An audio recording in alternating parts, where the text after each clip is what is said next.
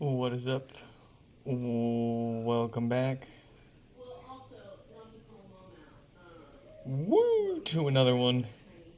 You'll have to apologize for the background noise. They're on a phone call right now.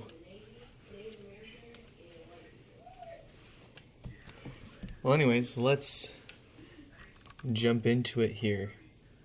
Let's let the first few fellas up for tonight know that they are up tonight.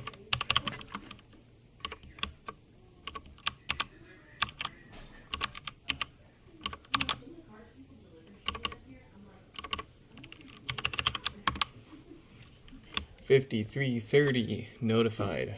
$51.91.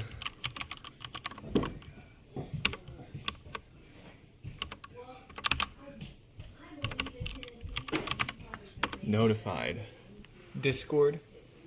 Notified.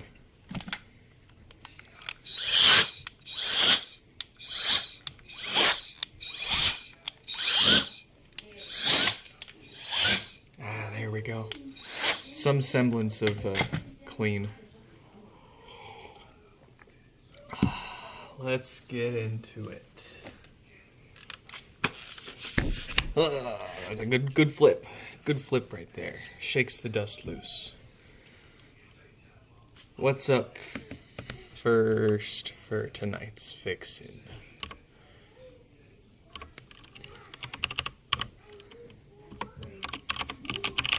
$53.30, no power.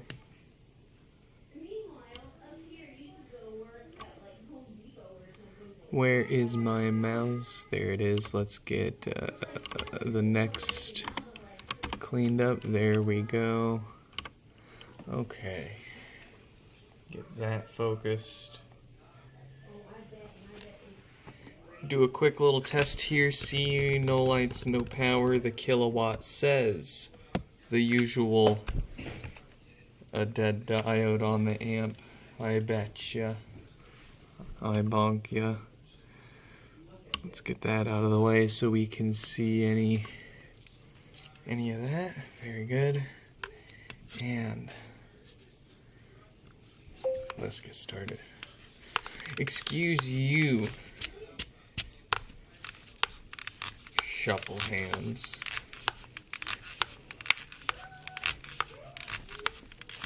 Welcome back.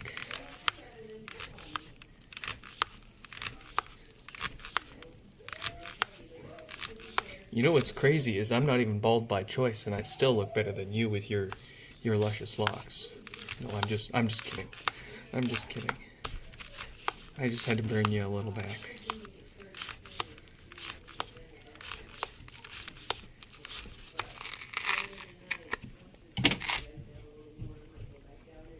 I miss my hair.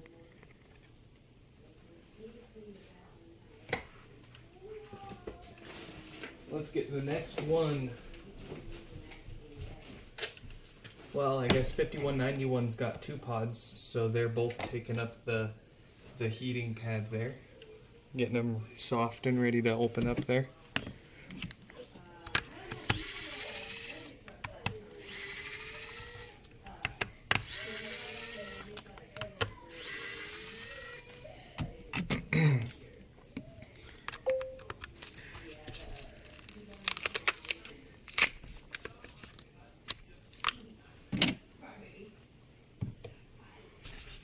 My microphone has more hair than me. Check the OnlyFans.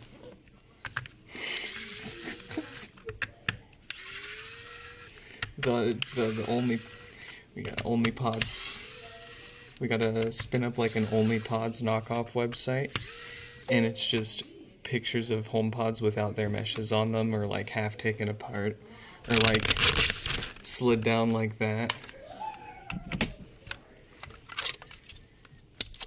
How's our day been so far? Man. So, we haven't finished moving technically. We still have to finish cleaning up and moving a bunch of smaller stuff out of our old house. We have till the end of this month But still, you know, it's an hour drive there, and oh boy, just got back from that, and you know, settled down for an hour or so before we started. But it's just a lot of cleanup, a lot of picking up a bunch of small stuff, and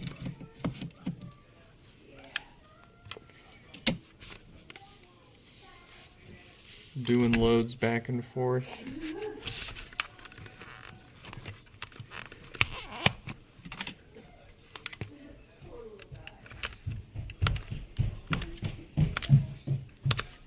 Probably gonna go back there tonight.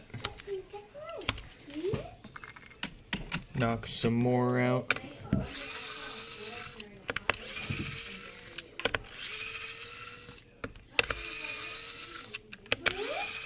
Huh?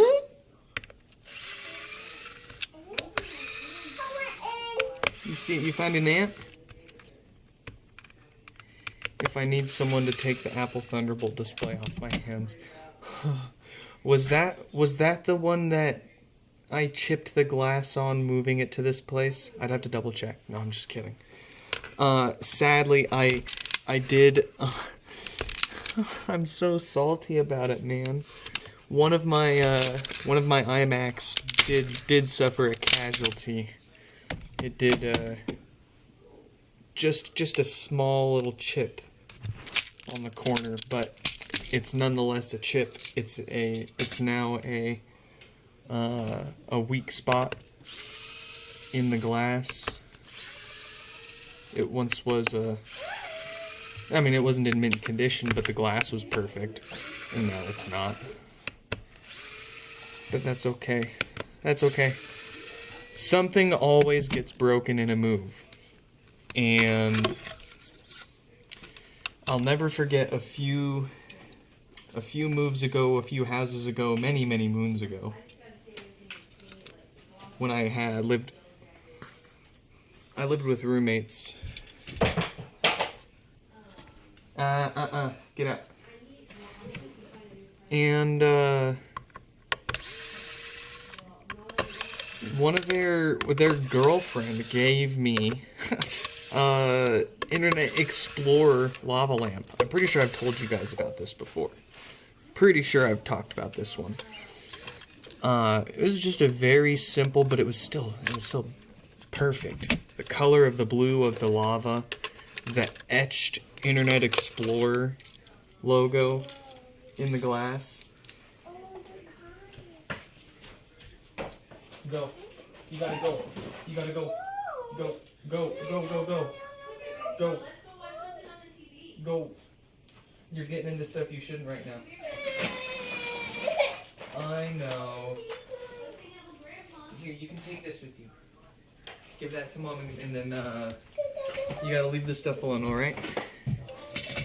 Yeah, so there's we got a bunch of our stuff in boxes and bags in the garage here behind me, so she of course wants to get into all of it, and it's all new stuff that she's not had within her reach before, and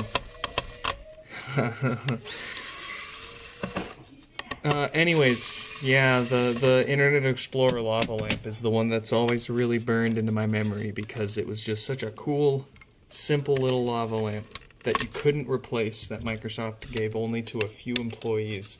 One of those things. And did not survive the move. And then this move, at least the most damage we incurred was a chip in the edge of the glass on an iMac. But it's like I think it's like a 4th gen i5 or i7 generation iMac to give you an idea of its age, so I'm not like too torn up about it, but like still nothing sucks like having a piece of perfect glass and then goofing it up.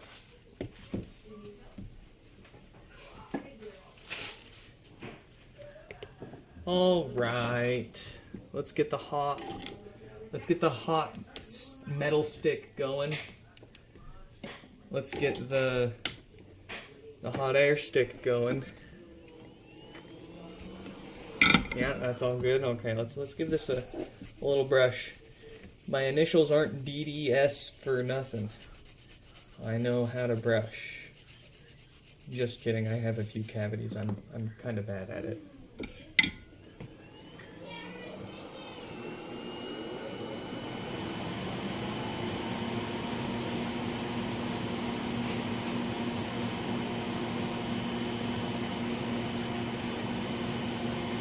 How has the life of Shuffle Hands been since graduating?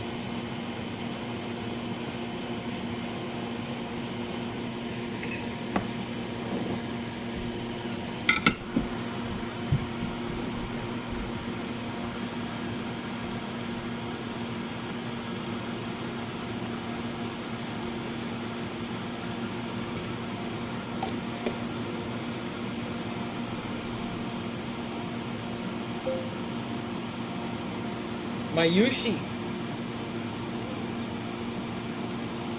where are you at? You still out and about, or are you on your way home? You gotta let me know when you're back in service area so I can start paging you again.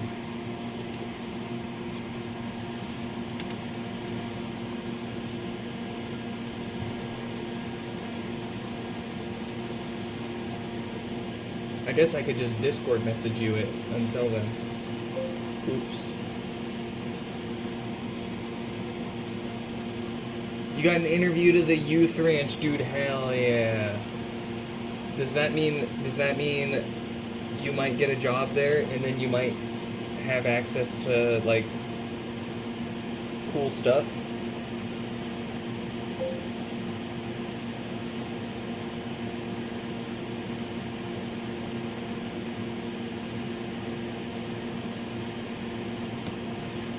Still in Illinois. All right.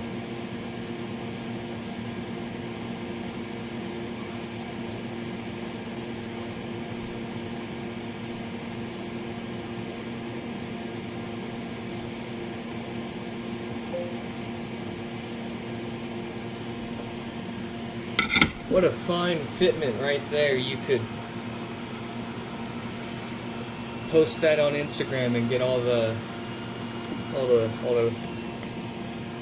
tuner boys all hot and bothered all over that.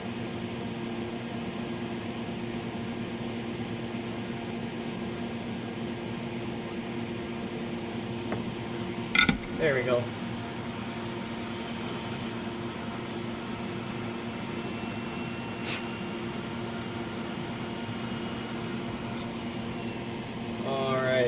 We got the fart filters replaced. Just a little something extra we do. A little obligatory extra work for whenever you've got the chance, whenever you've got these apart. Since those filters go so bad so often and cause more expensive damage and repairs that we see around here, we like to replace those. Even if it's totally unrelated, I hate getting HomePods back for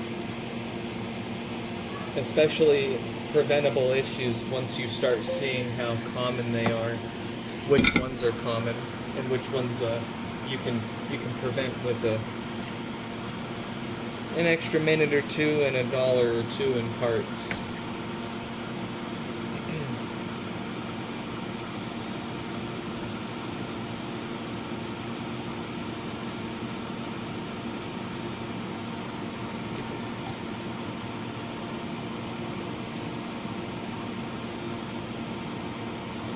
Thanks for stopping by, my Yushi.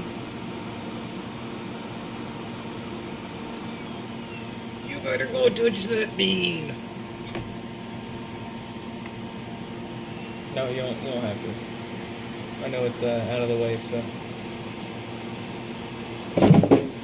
What the? Yeah. I don't know what that was. Uh-oh, here she comes.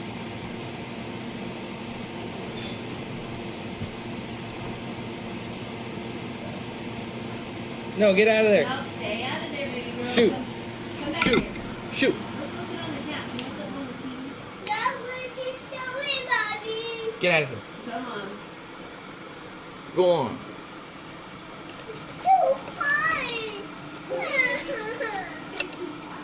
No, hi.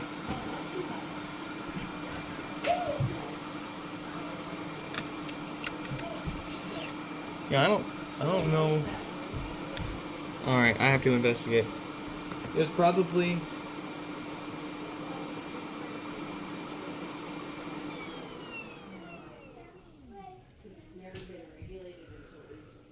Huh. Well, I thought it would have been a parts pod, but there's no,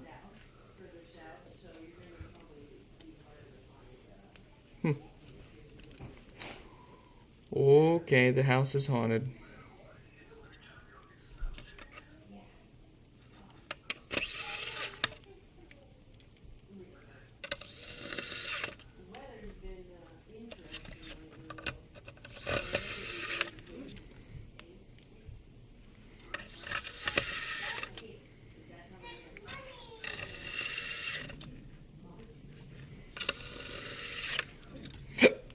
Excuse you.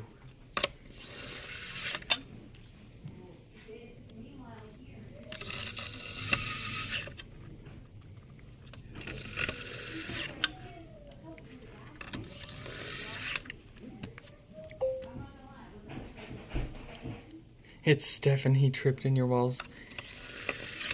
He fell off his bed.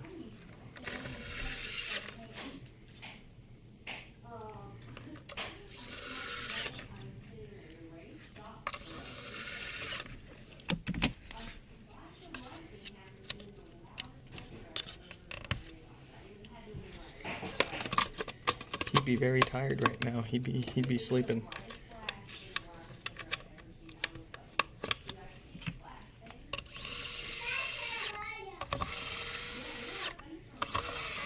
He's the kind of guy that would sleep in your walls during the day and then come out at night.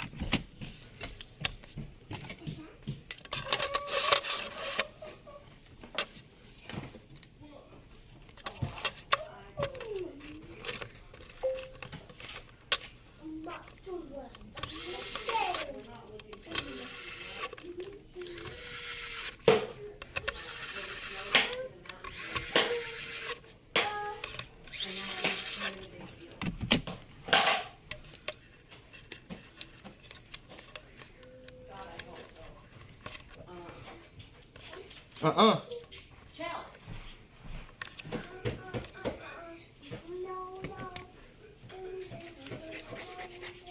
They're producing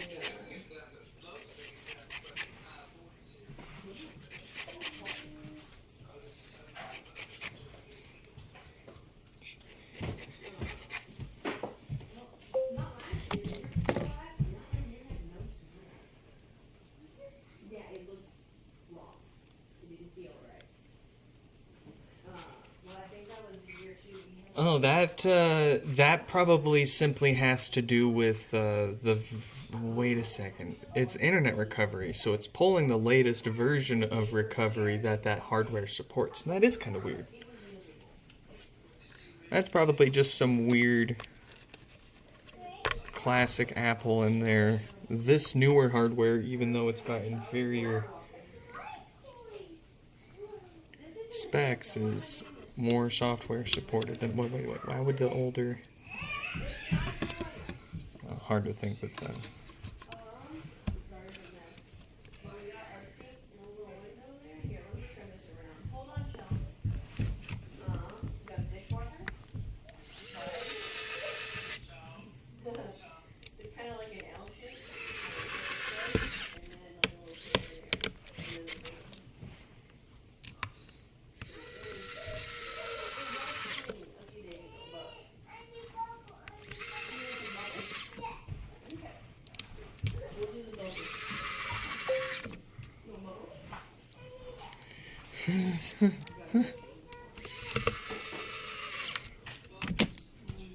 Maybe one of them's like on older firmware, so it's pulling an older version of internet recovery?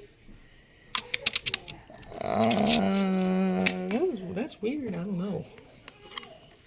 There must be a reason.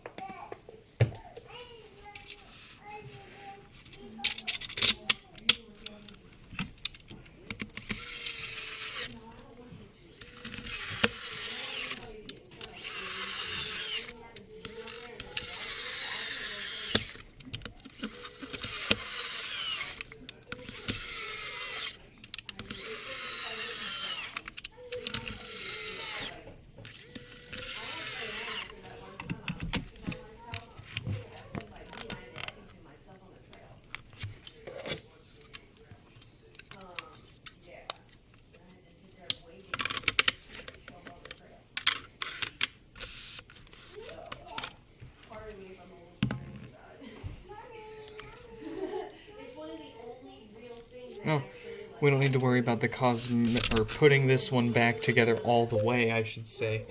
Because we're going to be taking that mesh off and giving it a good scrub.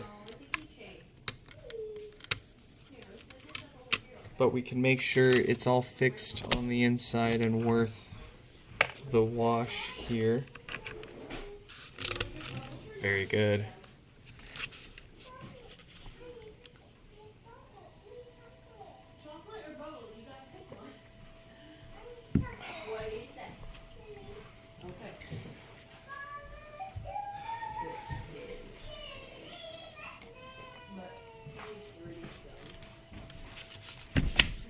Quite a few pods today that want the extra clean. Where's my mouse? There it is.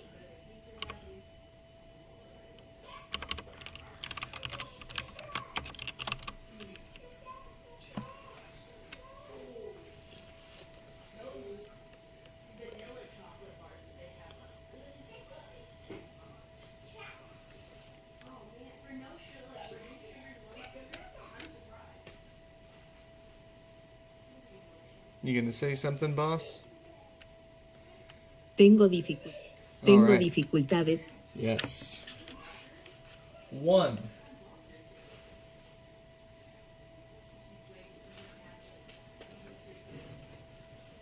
Fixed HomePod. Pending a cleaning now. 5191 up now with 2 of them. No lights, no power. The kilowatt says another dead diode on the amp. Let's let Grant know that they're coming up soon.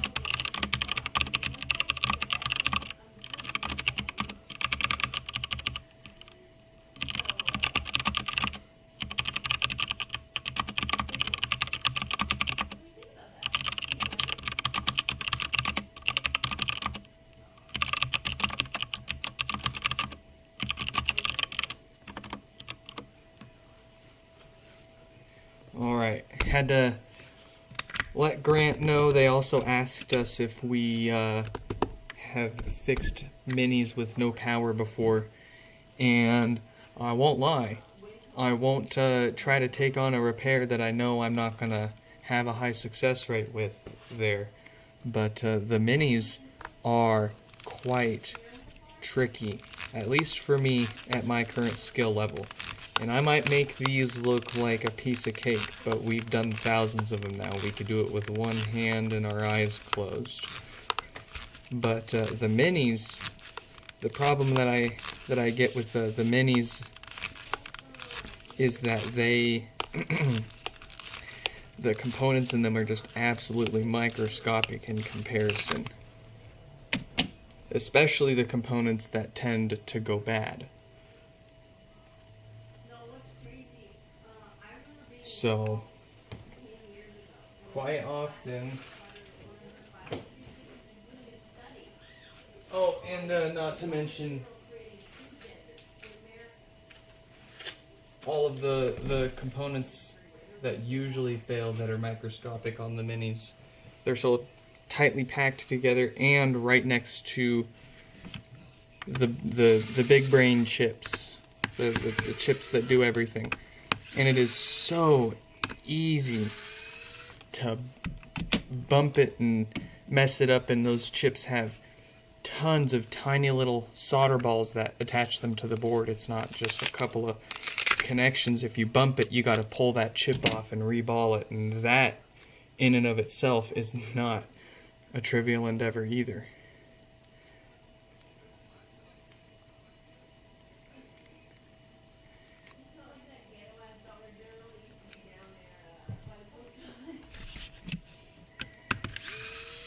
So, and then the let me remember here.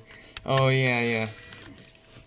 You find the shorted capacitor that's right next to the CPU, surrounded by a bunch of other tiny little capacitors. You try to pull it off, and it refuses because it's fused to the board.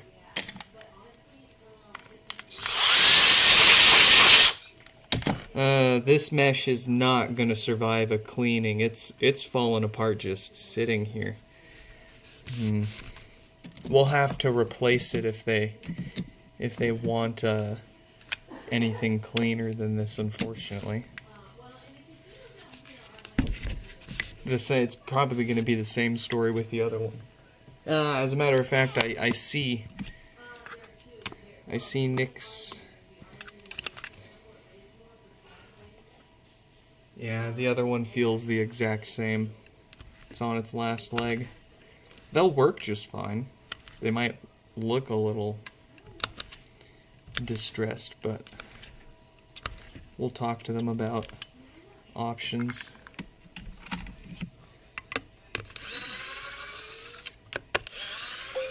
I don't have any good white meshes at the moment. I mean, I'd be happy to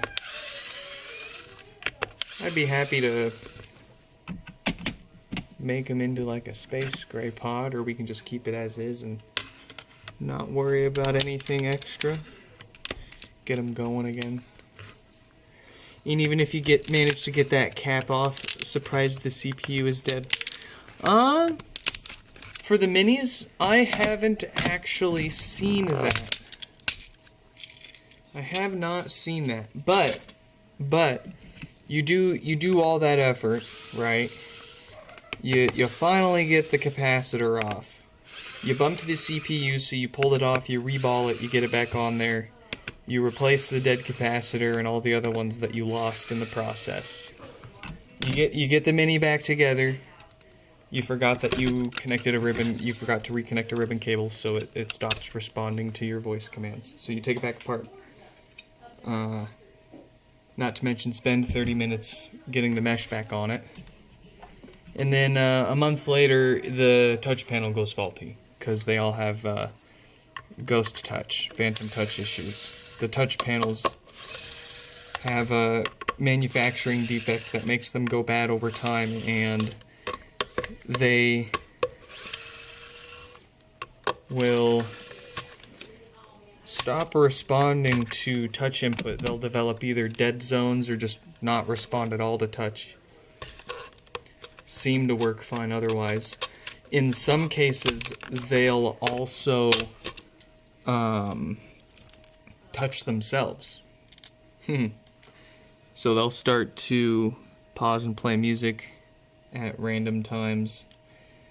Who doesn't love music you didn't ask for being played at full volume in the middle of the night? Especially when you're deep asleep.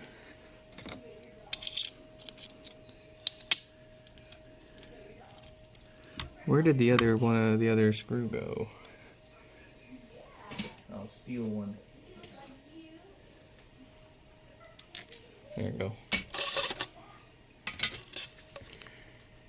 Yeah, and what's even stranger is this manufacturing defect that makes the touch panels on the minis fail.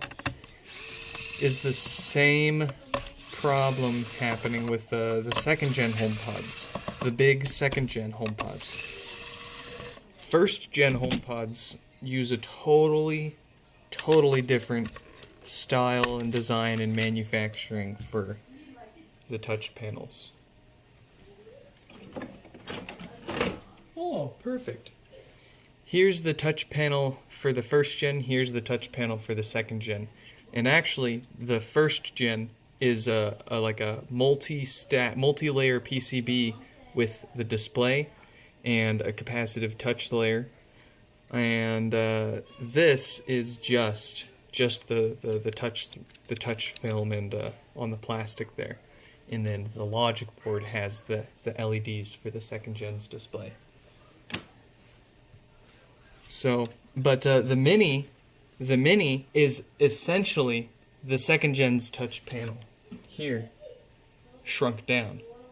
So the second gen HomePod and the minis end up experiencing the same defect and failure over time with the touch panels.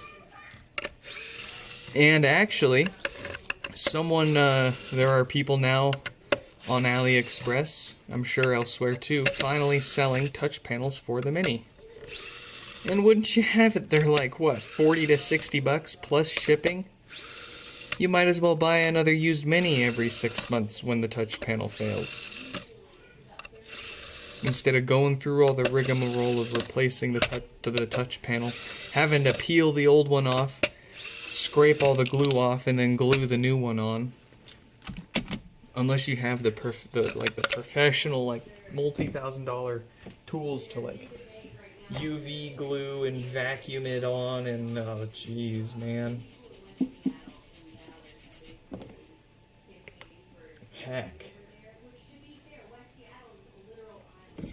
Heckin' A.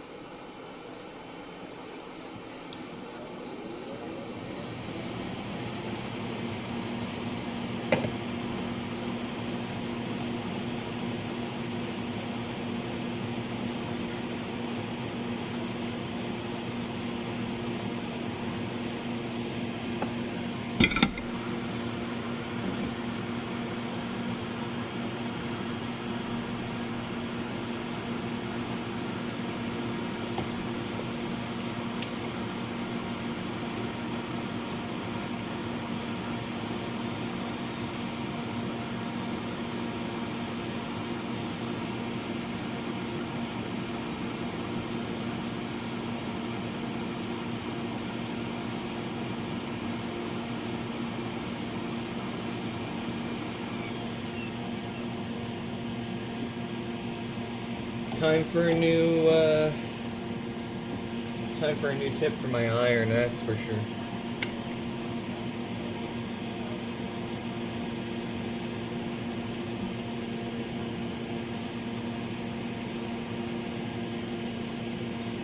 It doesn't help that I forget to turn it off all the time.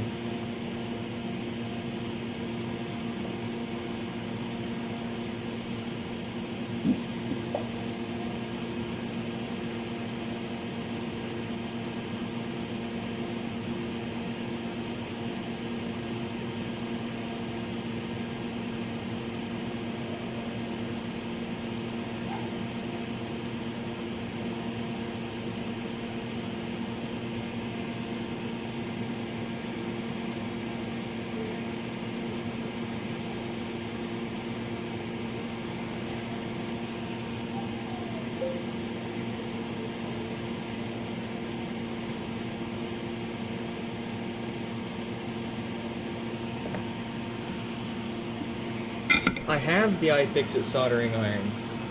There's reasons I cannot remember why I don't use it on a daily basis here on the bench. I think that is actually why. Is because it auto shuts off when it doesn't feel motion. And like, I am lazy and impatient. I don't like waiting for my tools.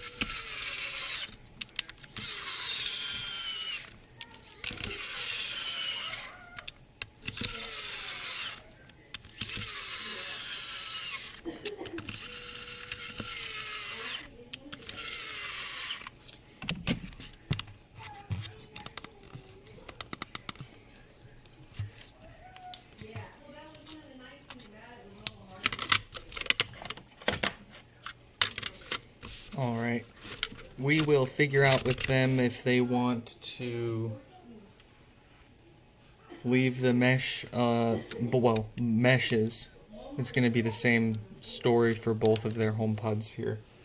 But they can leave the meshes alone. We'll get them put back together all the way. Or if they want to pay a little extra, we can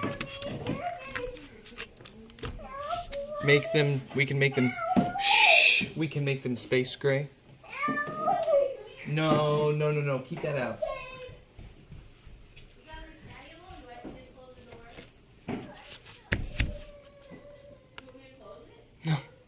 No. No, that's gonna.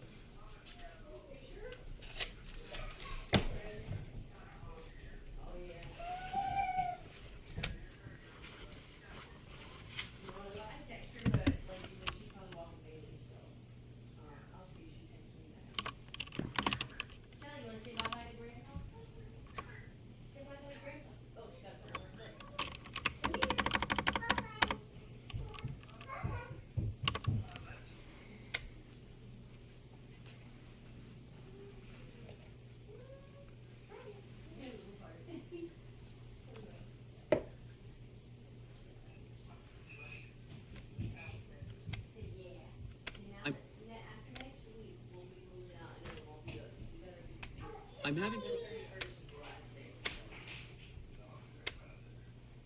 All right.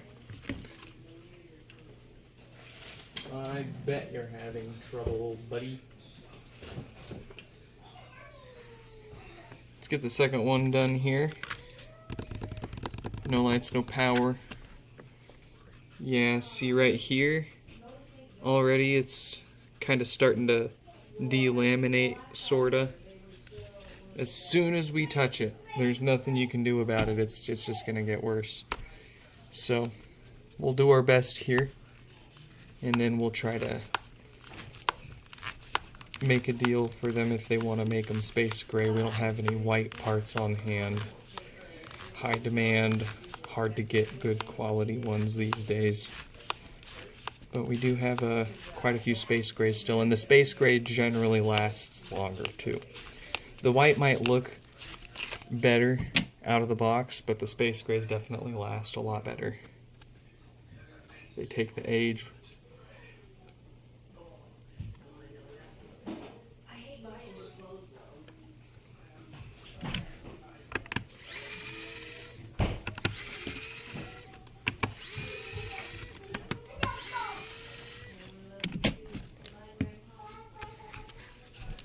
Bye!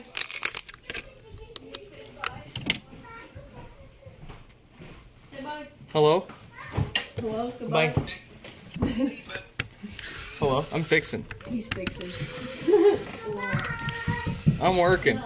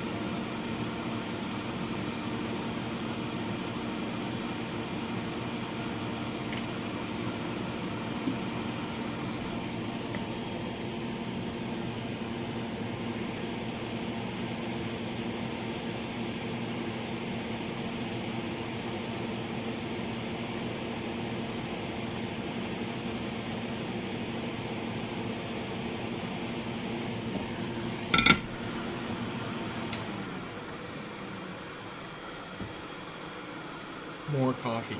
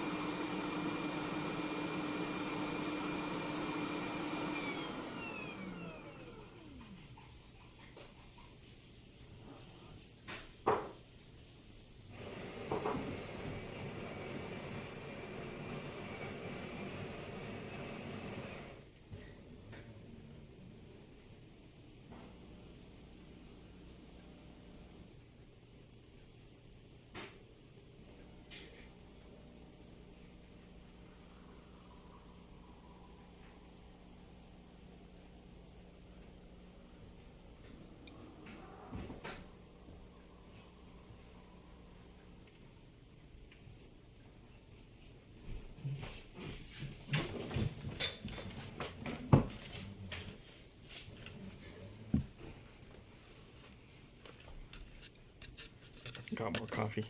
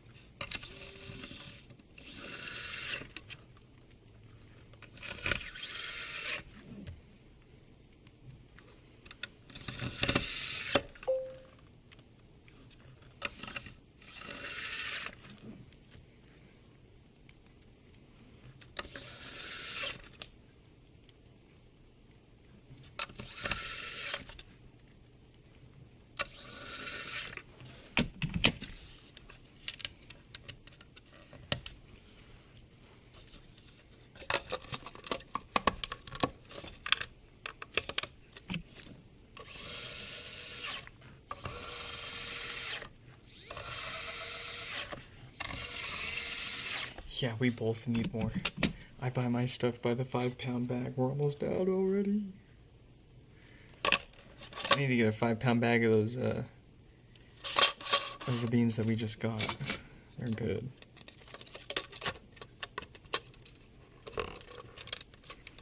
Need to grow my own beans.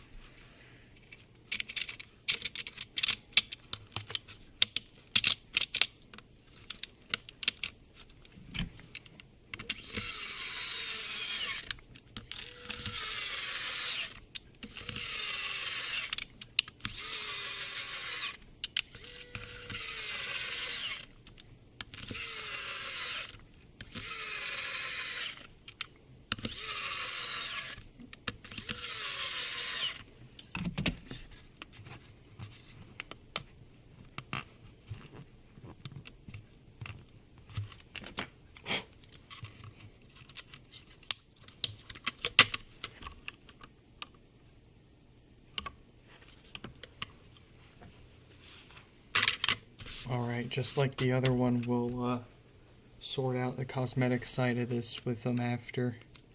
That's all trivial. Quick and easy. Let's make sure it's fixed and worth making look pretty.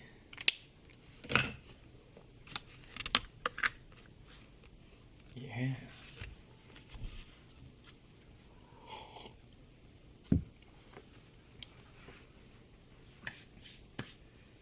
All right.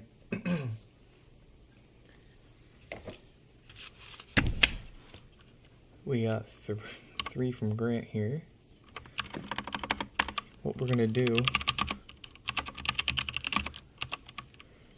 we're gonna try to de-brick the first one with our USB adapter. Here, I'll go ahead and show you all what it's doing here.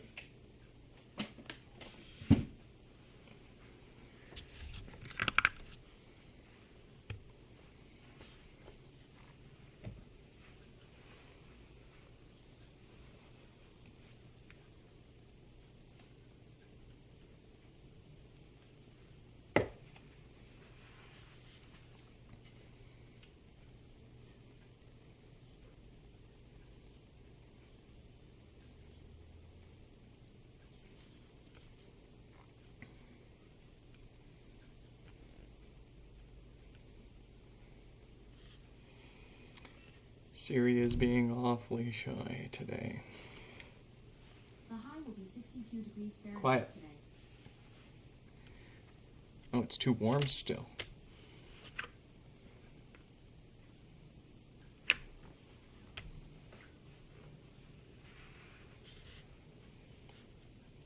I just want to hear you complain about the Wi-Fi. That is all. Alright, so we got the blinking volume buttons on Grant's first pod here. Let's get our adapter attached to that.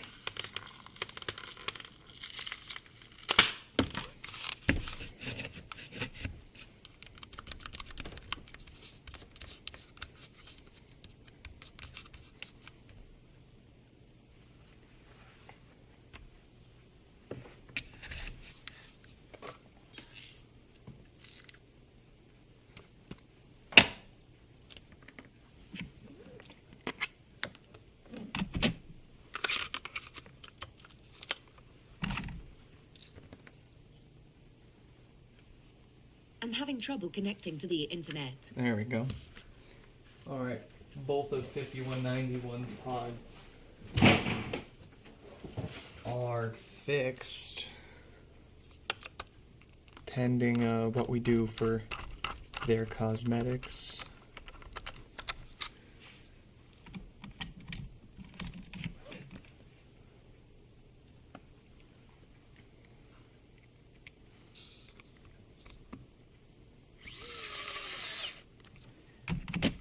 Alright, I left my MacBook with 30% battery. Let's see if it still has any.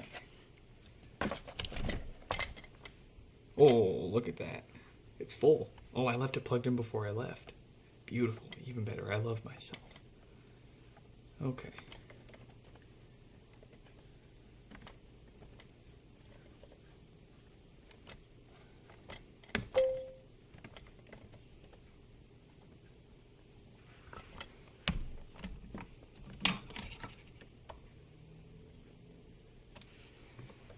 Let's see what it's got for us. Oh, where's my adapter?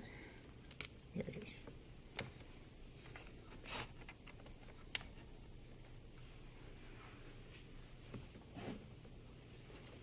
Doritos. I'm not a huge fan of Doritos. I don't like Doritos, but I love a Doritos taco from Taco Bell. How does that work?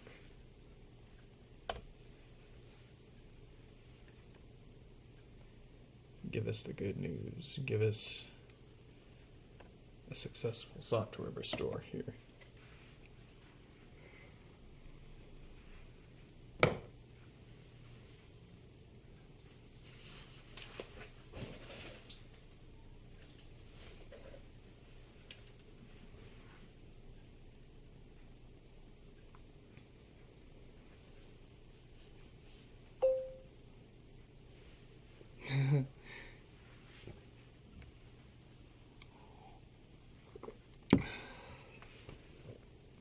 Is it gonna work? Yes, yes, yes, yes, yes, yes. We are past most of the scary steps of the software restore. The whole thing takes like 10 to 20 minutes. So what we can do is let this finish in the background. We will go ahead and work on their no power pod. And then when we're done with their no power pod, this should finish restoring. We will crack it open and give it routine maintenance. You know, prevent the same stuff that's, like no power on their other pod. And then they've got a third HomePod, also bricked. We will kick off the software restore on that one when we open up this one for internal maintenance after the no power one. Let's go. Without disturbing our USB connection. I strongly recommend against moving your HomePod or your computer or your adapter or touching any of it while it's in the middle of restoring. You will almost certainly make it fail. So don't do it. Just let it sit, let it finish. Here's their second one that we are planning on here.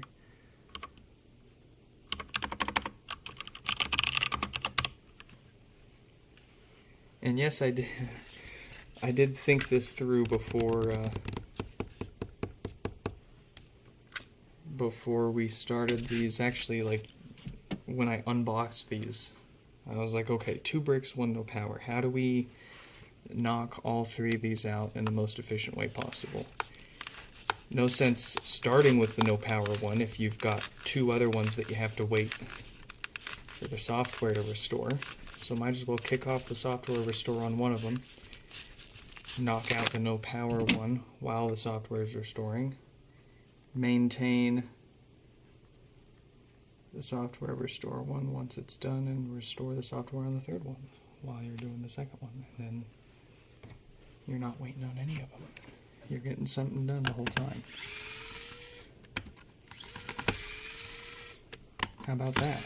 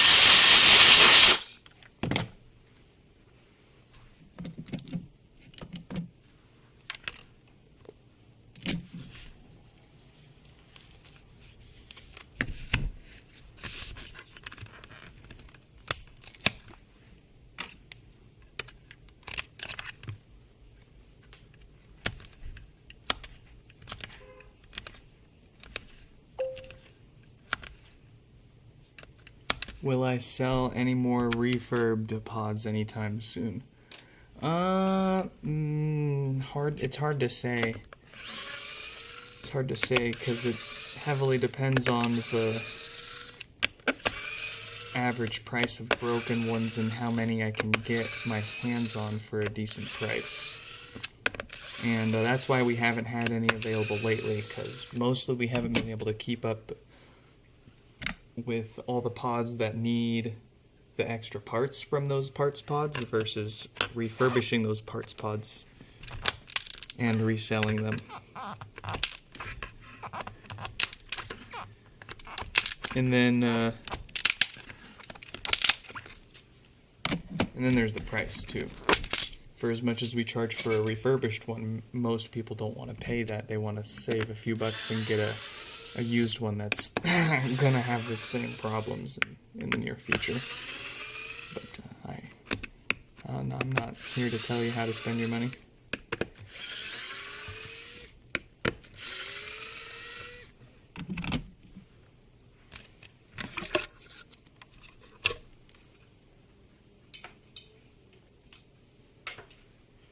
No, the best I've been able to suggest for people that have been holding out for me to sell more refurbs, and frankly, the best price you're gonna get for one, because if I'm gonna sell any more refurbished HomePods, I've basically gotta more or less charge you what I paid for the parts pod plus what I would normally charge for the repair fee. Which doesn't put it at an unreasonable price, but you could also go and find the perfect parts pod for you. Because if you buy a refurbished one from us, you don't really have much say in its physical condition. We do pick from the best in cosmetic condition to sell as refurbs, but it's getting hard, and that's another reason why we don't sell refurbs anymore for the most part. It's getting way, way, way harder and rarer to have any with that still have good cosmetics. And if all of your parts pods need new meshes and plastic tops, and you can't buy new meshes and plastic tops, how do you, you can't.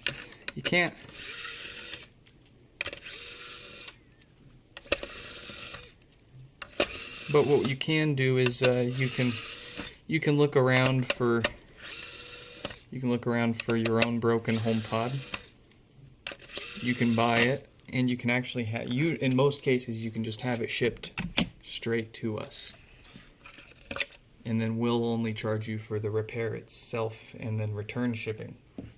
We obviously won't ding you for that for extra, but that leaves you with choosing whichever one you think looks good enough to you.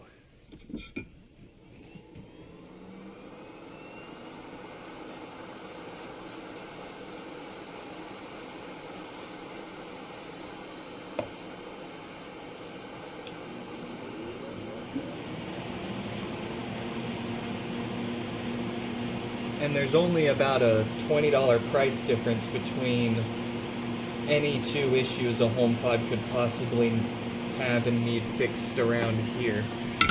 Between best case and worst case, it's like a $20 difference. It gets more expensive when you want me to ship you a shipping box first, and you want me to wash the mesh in the sink and color it, and you want priority shipping, and yeah, that's where it adds up real quick. A $50 repair ends up being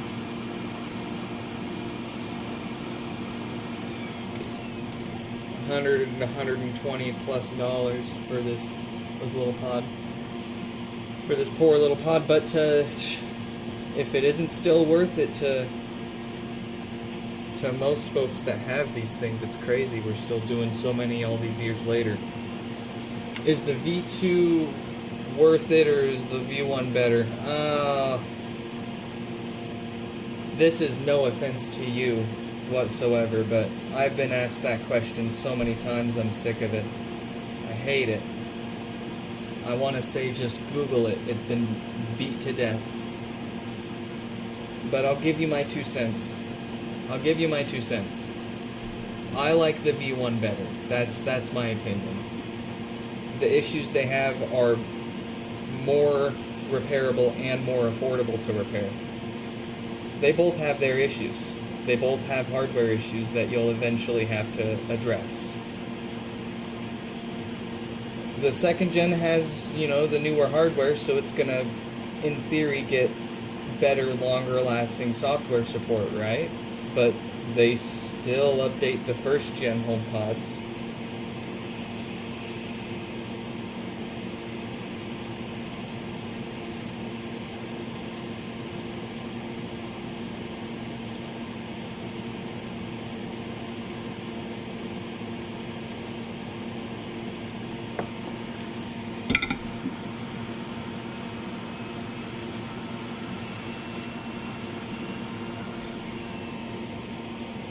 I don't like how the Gen 2 sounds. It sounds a bit underpowered, a little underwhelming. The first gen just, I don't know, just kind of has more of more oomph to it.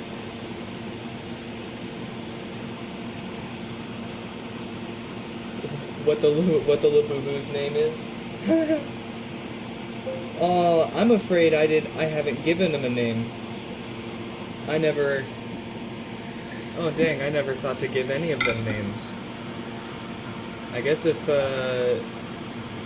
they want to give him a name, we can stick with it.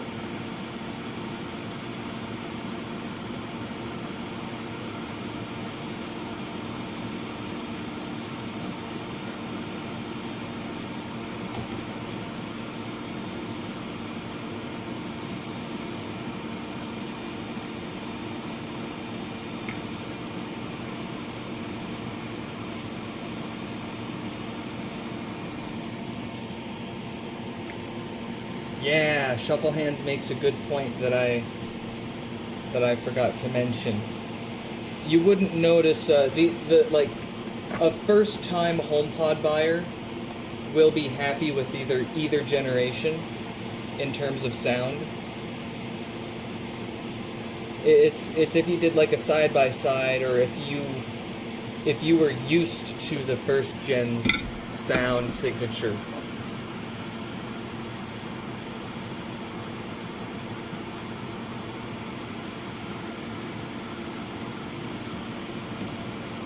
That's where it could really bug you.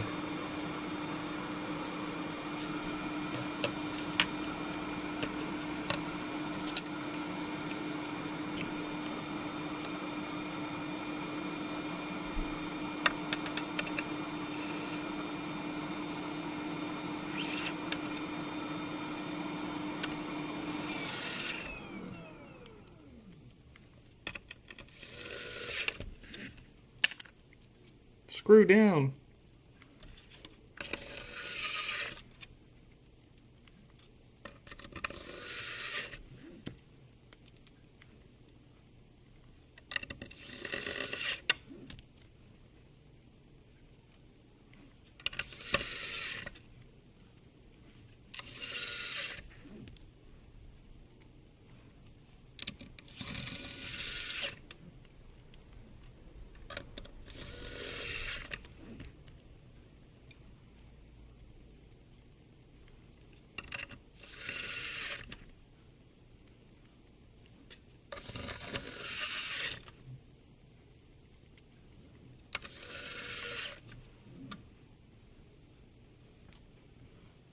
That's not a HomePod screw.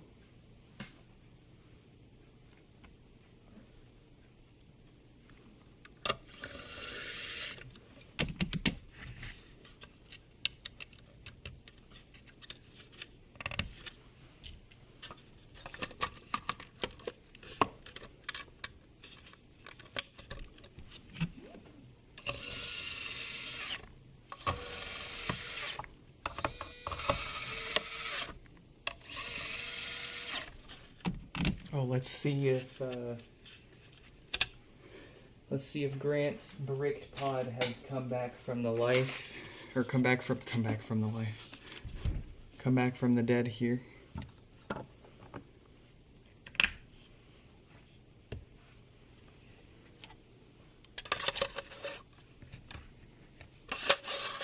Come back from the life. That's something that you'd hear them say in like the Nightmare Before Christmas or Beetlejuice.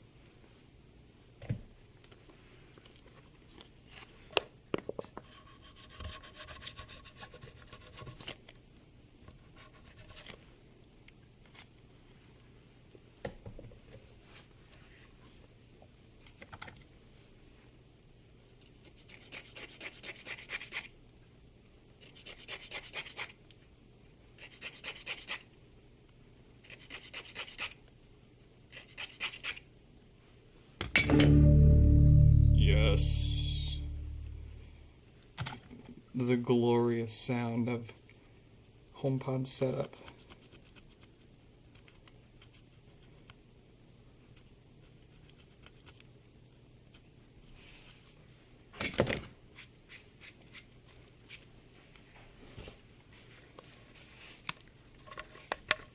Okay then, let's get this on the heating pad so it's at least got, it's at least softened up a little bit for us when we take it apart. Why are you taking it apart? Isn't it working now? Well, didn't you listen? Weren't you paying attention? I just told you. We're going to take this thing apart because we want to prevent the exact same issues that happened with their no power pod here, and replace those filters that love to cause death farts, like we did with this one as well. Did the chat break? Oh, it might have. That's weird. I didn't see anything until now. That's sad. Okay. Well, thank you for saying something. Now I get to see that they suggested the name Minty. Hey, that's a pretty good one. Minty Fresh. That's their full name. First name Minty, last name Fresh.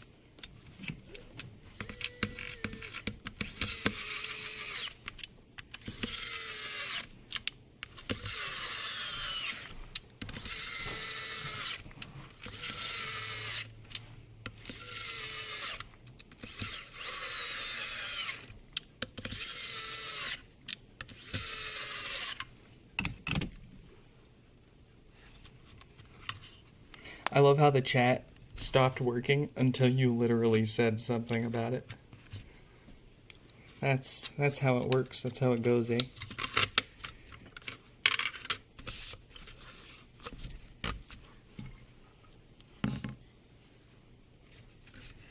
Everything is working.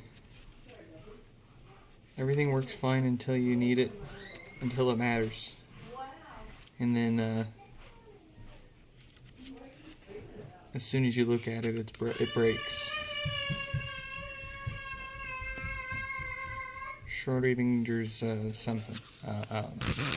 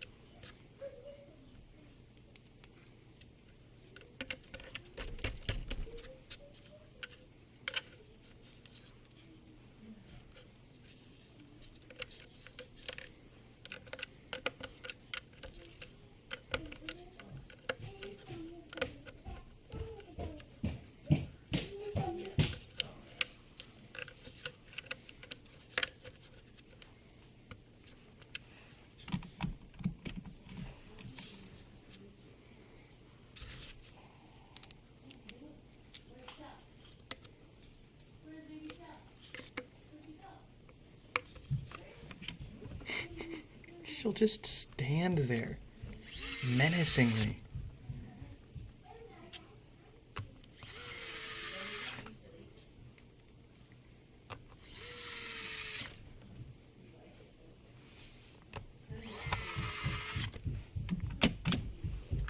here she comes for some more menacing standing and staring.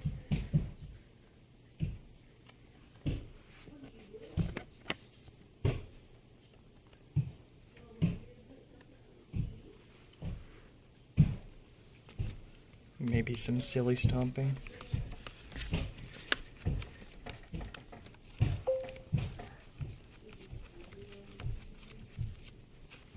Grant, welcome, welcome. Glad you could join us. There's the first one all fixed up. Good to go. We've got the second one here, fresh from its, excuse me, software restore. Let's grab the third one and get the software restore going on it, so that it's done and ready to crack open by the time we're done maintaining number 2 here. And actually, let me stick that back onto the heating pad first.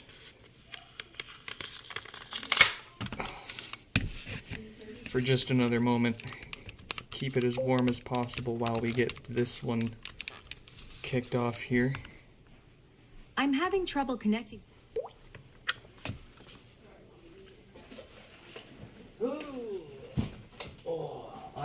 I literally had to set up a second table for the repair queue because there's that many over here waiting.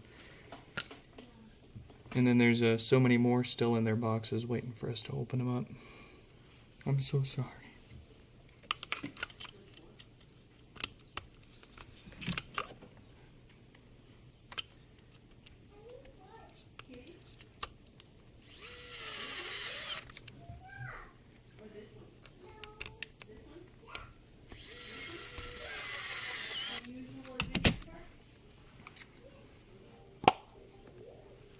All right. You better be 2 for 2 here. You better not throw a hardware hissy fit here. Can you see it? Is it big enough? Is that big enough? Is it big enough for you?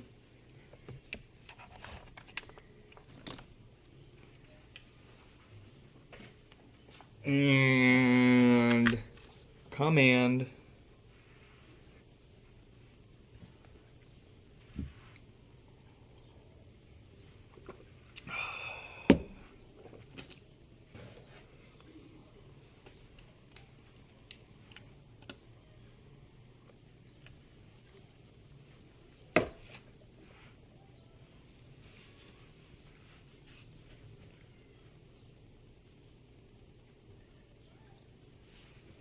Come on, come on, come on, come on, come on. I believe in you.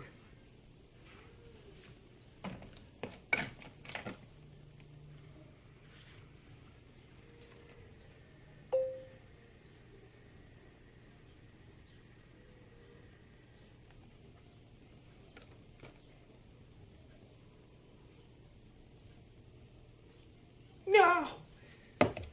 No! No!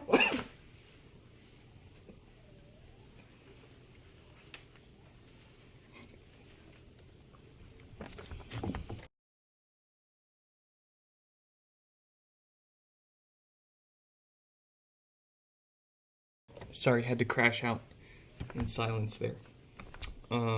That's a hardware issue, unfortunately. And there's no chance that is a connection issue between our computer and the pod.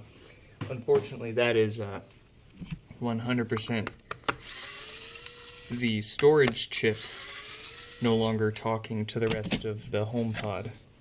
That could be because the storage chip died, or more likely, based on what we've seen in the past, the solder that connects the chip to the board has gone bad, since they use it's a bunch of little solder balls, and through thermal stress over the years of heating and cooling, expanding and contracting, kind of like the Xbox Red Ring of Death, where they'll kill themselves with those BGA failures, and we don't want to just stick it in an oven and hope for the best there. Do I have...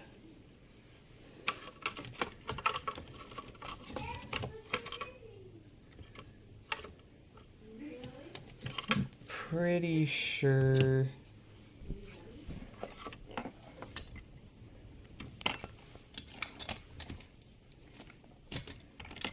Pretty sure that's the one. We'll find out if it fails testing. It should, no, 18.3. Okay, that's the one. Alright. We got a board for that one. But let's let it get warmed up there so it's easy to take apart. Let's work on the second one here.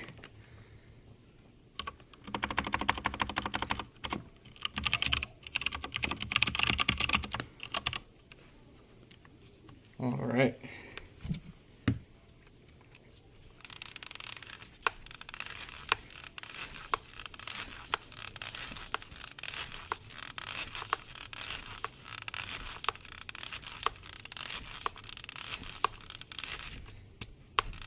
So we got lucky on at least 2 out of the 3 pods. The other one, it just needs it's gonna need a little more parts, and but we're prepared. We're here. We're ready for it. Let's see. 5190. So we'll wrap up Grant's pods, and then we'll do one more after that. That's all the gaskets I've got ready, actually, so.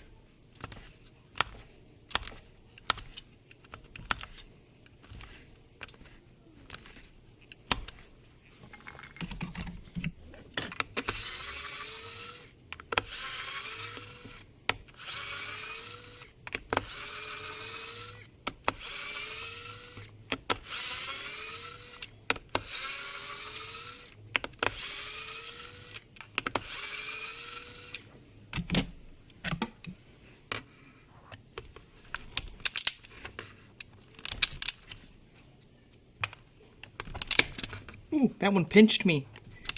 The HomePod bites back.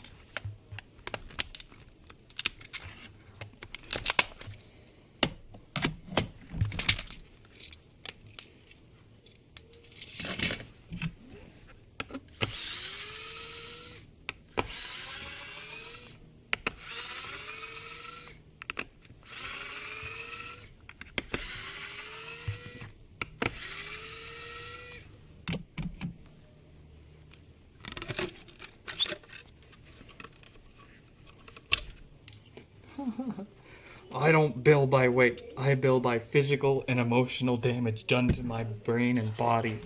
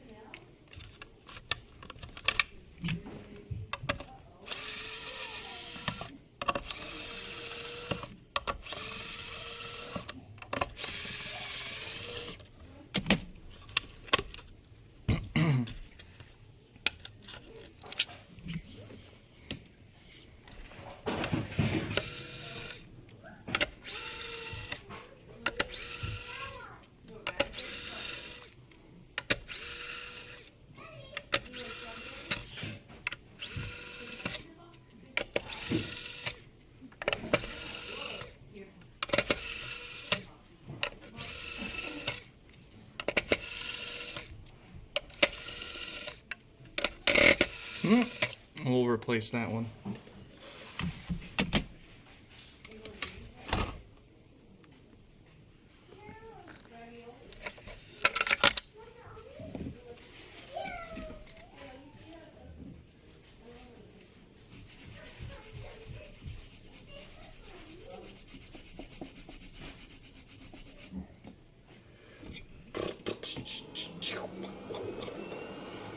Oh yeah.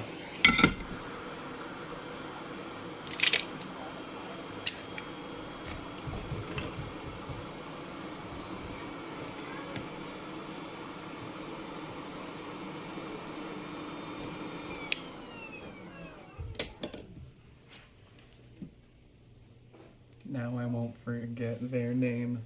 Oh, you can't see their name now. There we go. Say hello to Minty.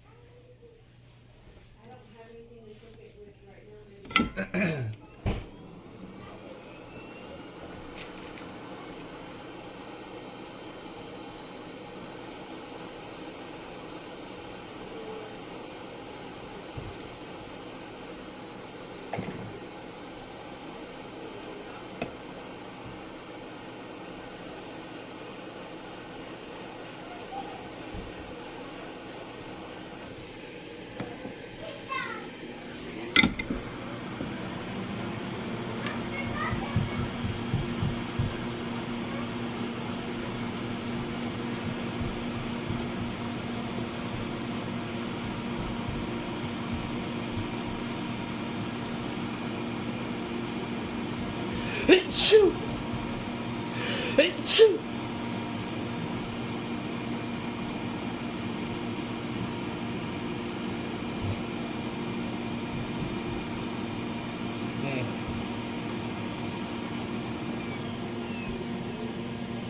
I was afraid of that.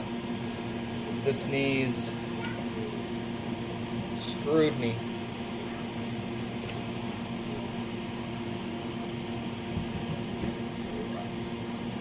There we go.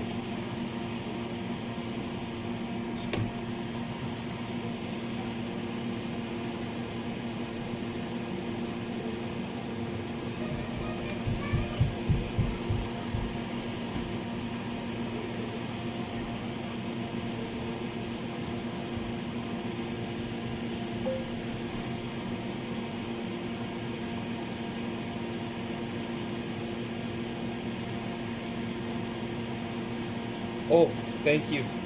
My soul almost escaped my body.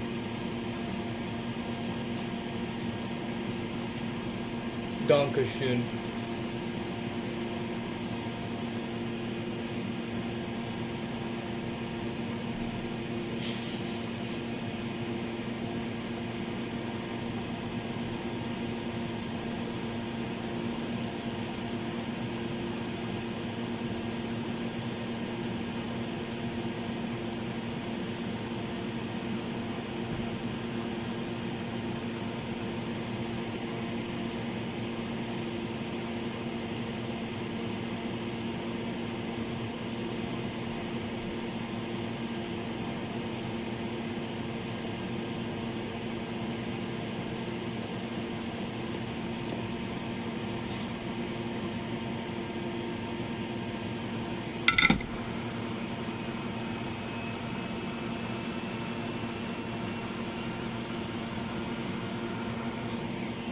Do we have...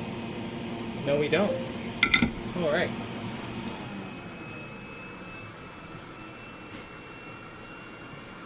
Let's get them back together.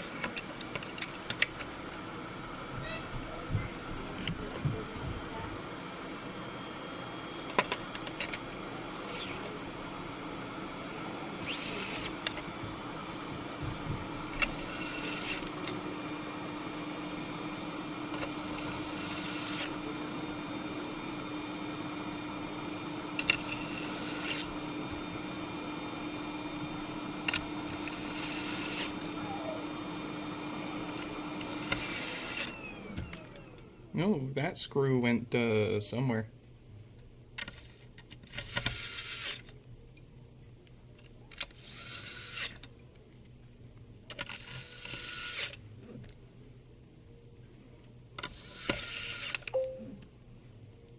Good thing Stefan's not here, dude. No kidding.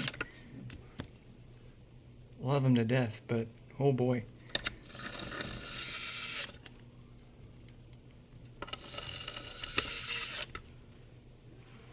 We'll just say he'd be causing a ruckus.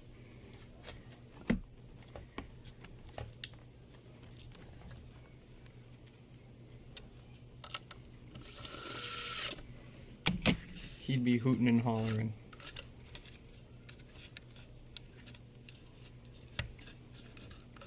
He'd be queuing up Big Bad John.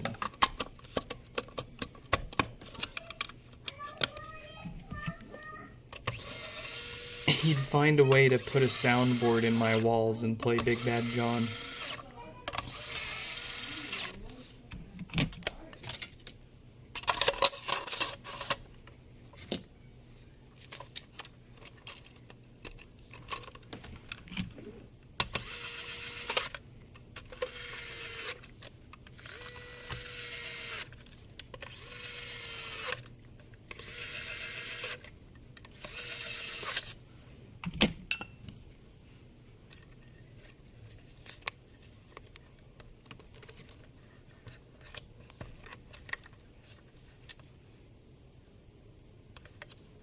Careful, easy, careful.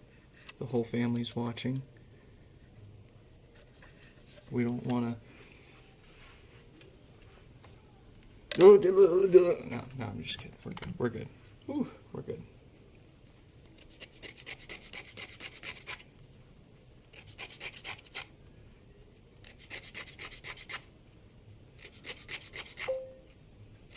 This is the part we got to be careful with right here.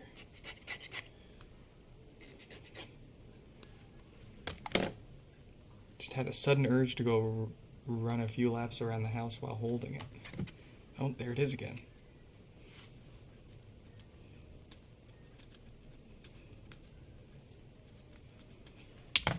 All right.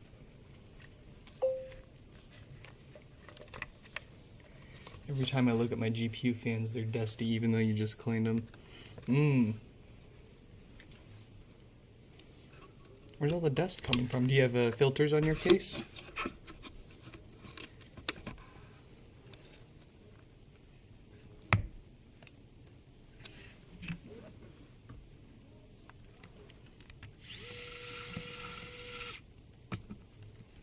Different approach. There you go.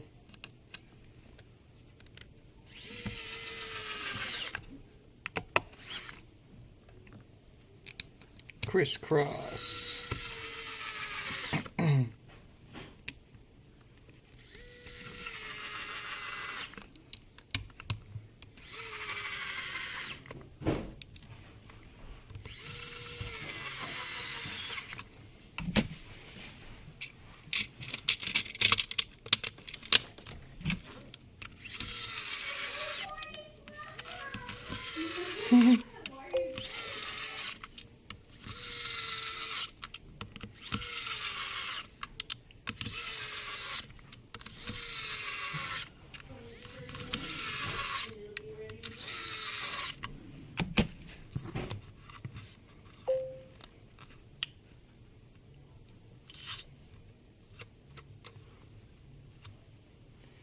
Need more fans. What you need to do is make sure that, well, for starters, whatever fans that you do have in the thing, even if it's a pre-built, even if you're doing like the sleeper pre-built, right, you still need to make sure that the case internally has positive pressure. That will keep it from, that'll help keep dust from wanting to go in there. In other words, you need more fans pulling in air than you have pushing air back out.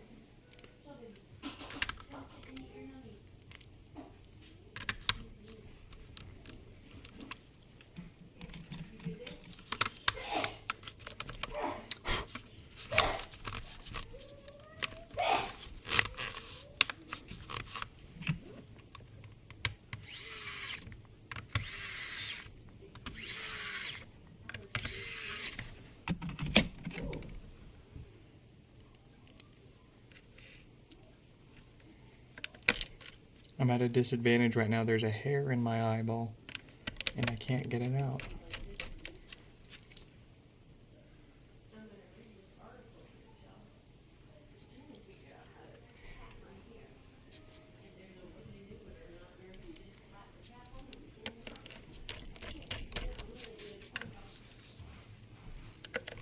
Well, I did say I could fix these with one hand tied behind my back blind, so I guess we'll put our fix where our mouth is.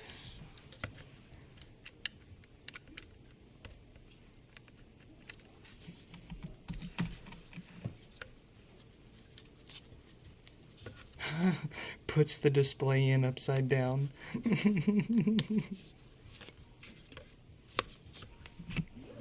Why didn't it turn on?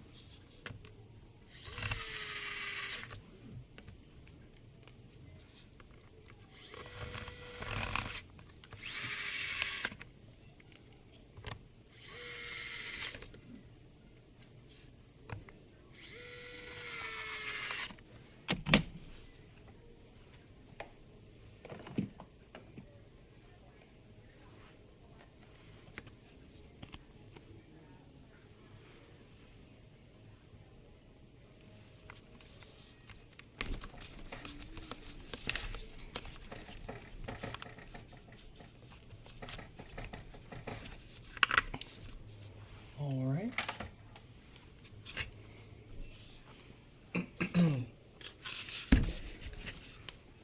Just a sanity check here. Well, we already tried restoring the software with our USB adapter. We know exactly and certainly what this last one here from Grant's gonna do.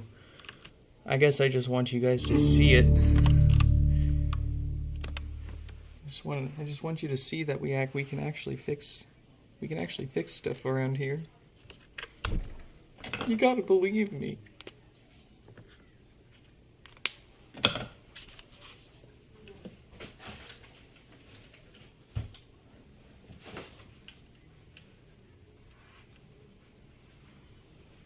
Alright, it usually takes about 60 seconds for these guys to blink those volume buttons there. Let's let 5190 know that they are the last lucky repair for tonight. Coming up soon.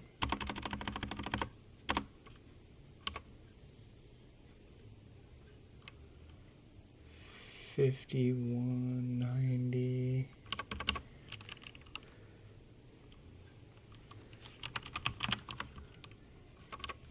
There they are.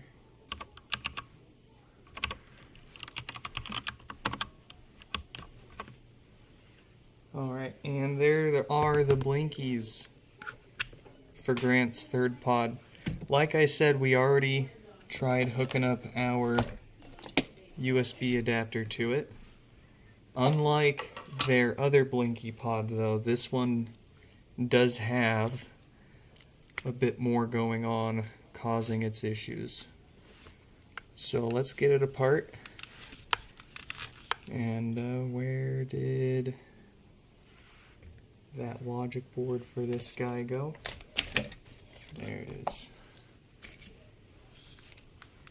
That right there is what we're going to need to get this thing going again. We could try to repair the actual hardware issue on this one, but the success rates of those types of repairs are not stellar. They are very time consuming, and even if we do get it working, it seems pretty tricky to get them to last as well. I've tried reballing a few of these boards, and it's like a 50-50 shot for me right now. But there's also a lot of them that it's not just the BGA, you got to replace the whole chip, and you can't just replace the chip.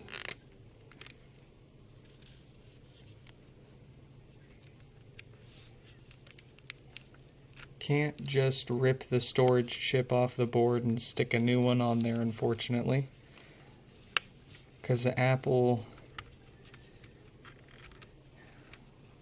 well, out of all the tricks in Apple's book that they didn't employ on the HomePod like they did other products during the same time, you know, like iPhones and MacBooks, you could iCloud lock them and prevent them from being reset and activated and used from someone else without you removing your account first, right? They didn't do any of that with any of the HomePods. But anyways. Ooh, yeah, actually. You can tell. You can tell this board cooked itself. I don't know how well the discoloration comes off on camera, but you can actually kind of see a bit of a hint of it up there. That kind of darker tint around the edges of it. This ran really hot and cooked itself.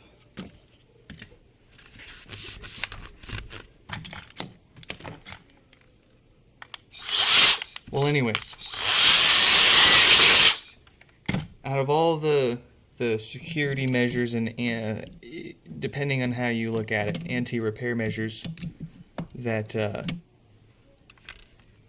Apple has employed throughout their products over the years, and what they didn't do to HomePods, the one thing they did do was serialize the main major chips on the logic board together. So in other words, the Wi-Fi chip, the storage chip, and the CPU each have their own unique numbers assigned to them.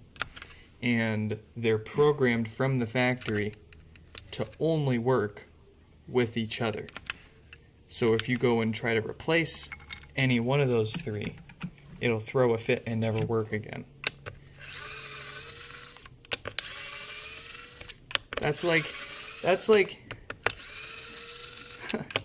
can you imagine if you replaced the CPU or the hard drive or the wireless card in your computer and you couldn't even reinstall the software anymore? It just gave up on you because that's not what it shipped with from the factory.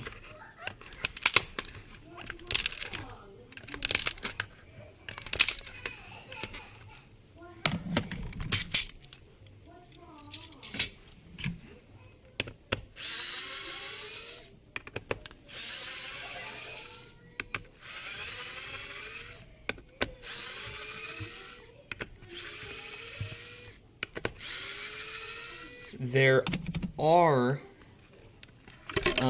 they did do this to a few other of their products, pretty much all of their stuff, right? Like you can't just replace the storage chip in an iPhone 6 without but there are tools you can if you can reprogram the rest of the components, make it all happy again. But the HomePod is still too niche of a product for there to have been enough attention and enough interest and demand in such a similar tool for HomePods like there were iPhones. Even though the HomePod is basically an iPhone 6 with bigger speakers, no battery, and a very, very simplified display.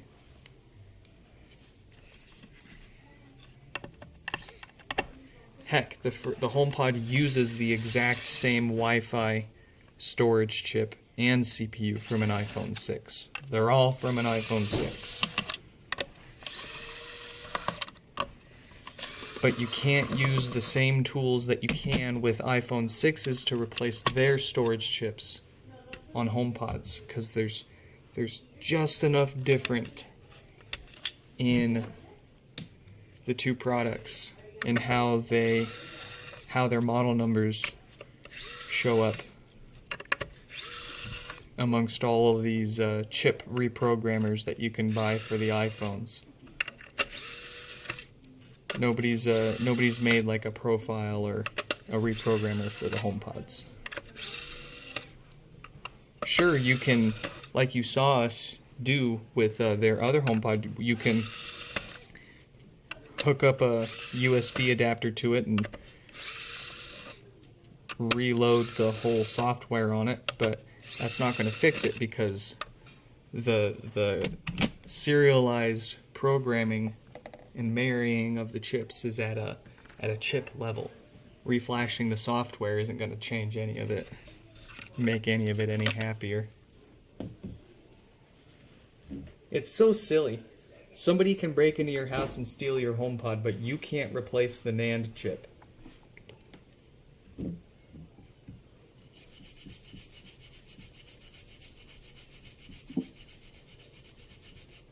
How's that for a perspective?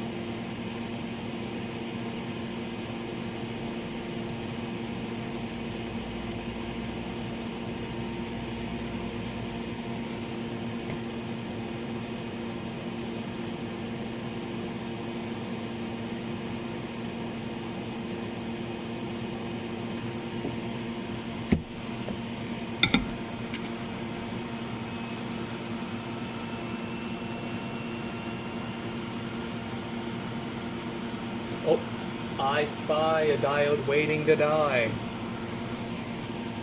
and cause no power.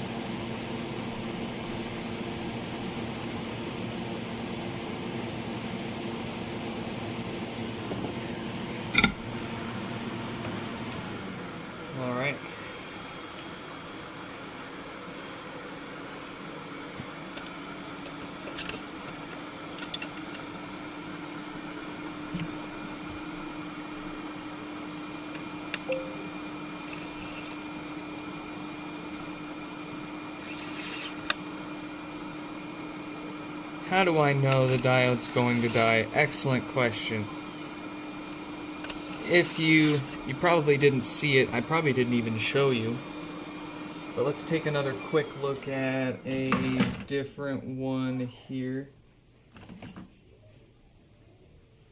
that you can read the date code on. Ooh, perfect example. This one also has the same diode.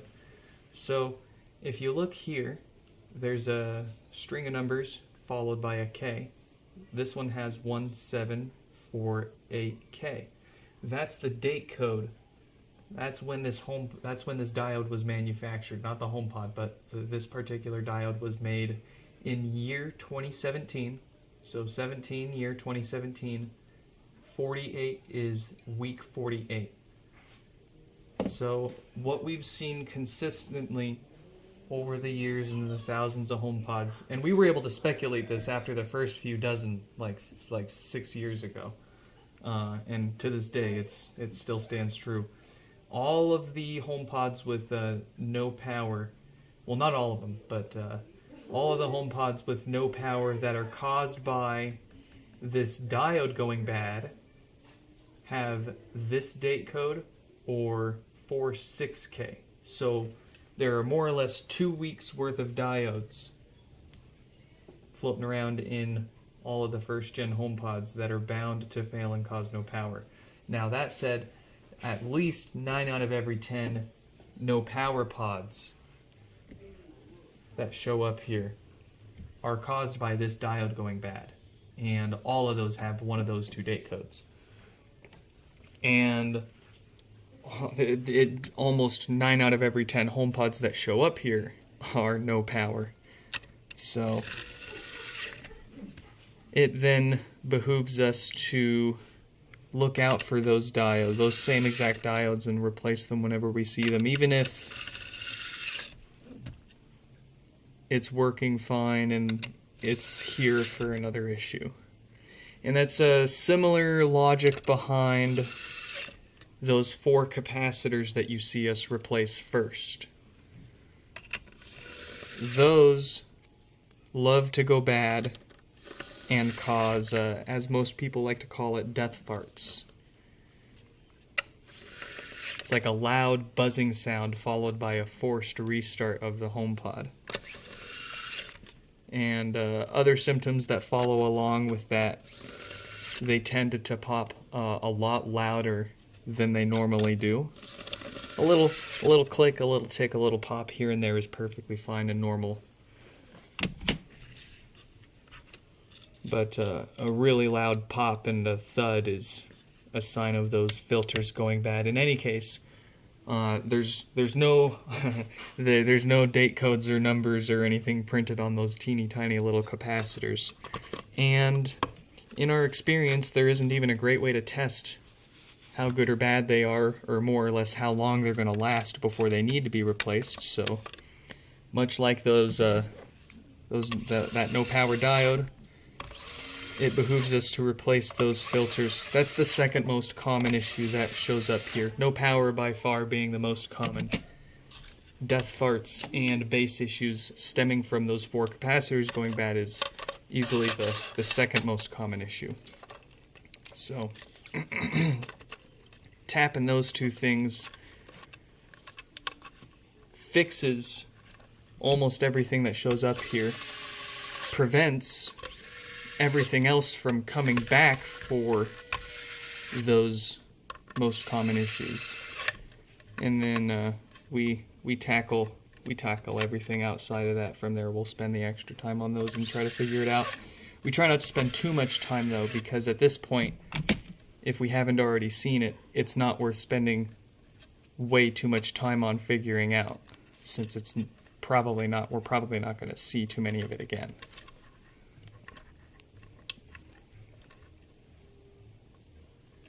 But ones like, it's kind of interesting, in your case, you sent in 2 bricked pods, one with no power.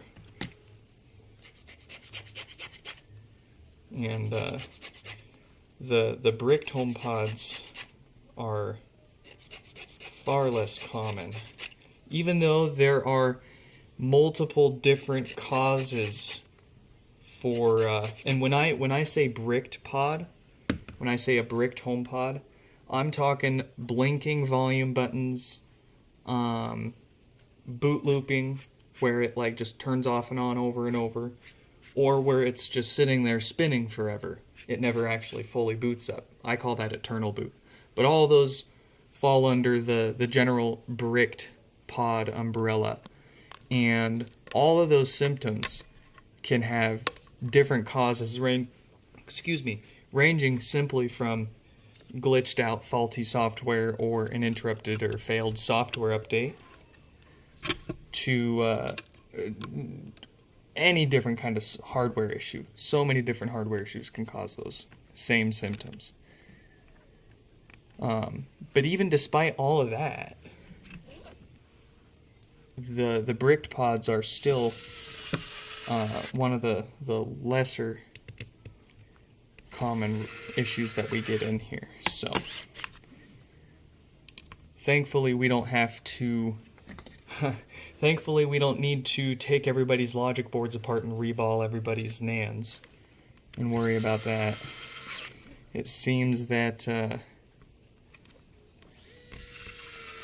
seems at least that more of them than not are lasting quite well, and they're very stout. More of them than not survive. And we're well within, we're still inside of that bathtub of the failure rate curve there. We haven't seen a sudden increase in broken pods. You'll start seeing tons of broken HomePods flood the market on eBay and other classifieds and what have you when we start hitting the end of the life expectancy of these and they start failing faster than you can fix them. Don't know what we're going to do when we hit that point. The bricked ones were from your pod collection and the no power you picked up locally for a few pesos. Dude. And like that's what's cool too. It's like you can, if you're patient and you know where to look and when to look, you can pick up some broken pods for a screaming deal. All the time people are like, they gave it to me for free because it was broken. Then it's just a matter of how much I charge you to fix it and get it back, eh? That's a deal.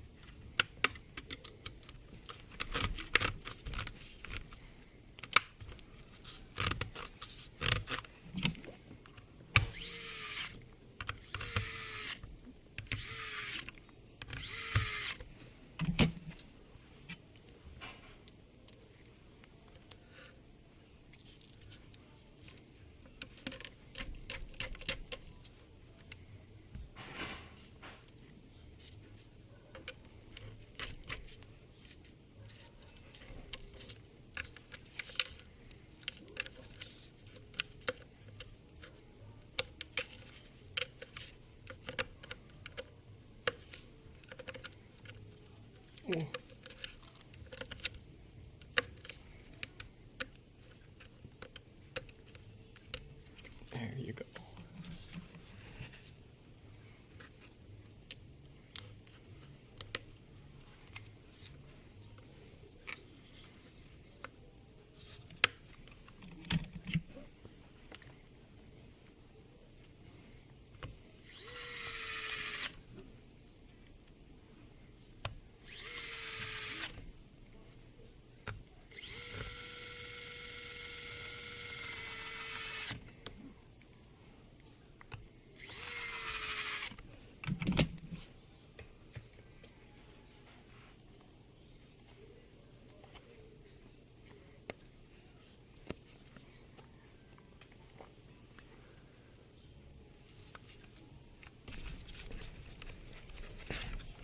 Okay, alright.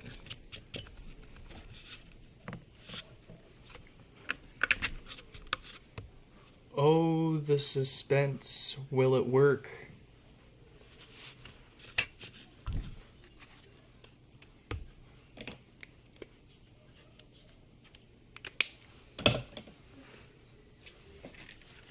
Here it is, the last fix for tonight. 5190. Ah, there it is, already ready to go, ready to set up.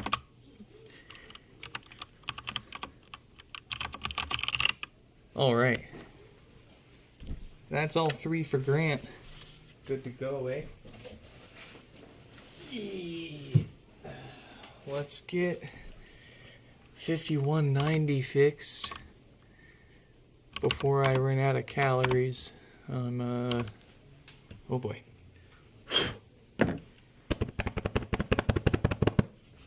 Getting hungry. No lights, no power. Oh, and thank you, Grant and family, for joining us here. Thank you, thank you. I'll reach out to you likely tomorrow with your bill so you can get your pods back and enjoy them.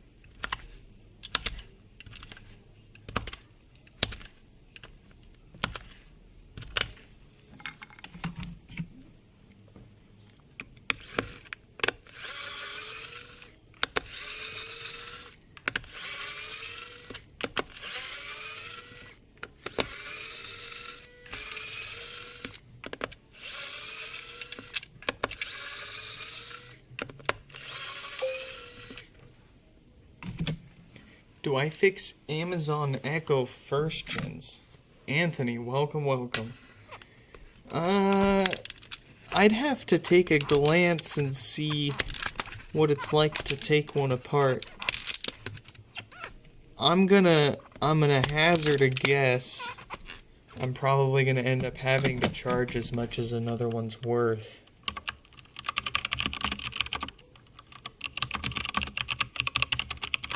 And what exactly is wrong with it? Is it, I'm not familiar with the Echo products enough to, let's see. Doesn't look awful.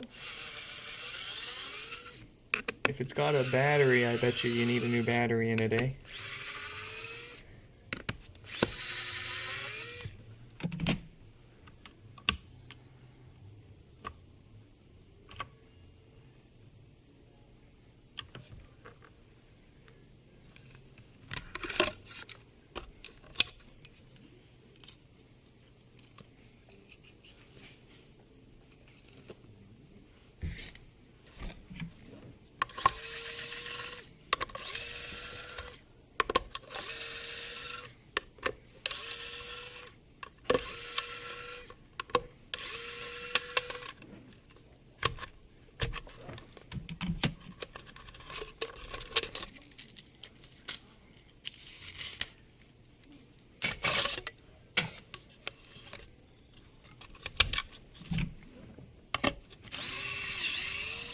mean, tearing one apart doesn't seem all that awful.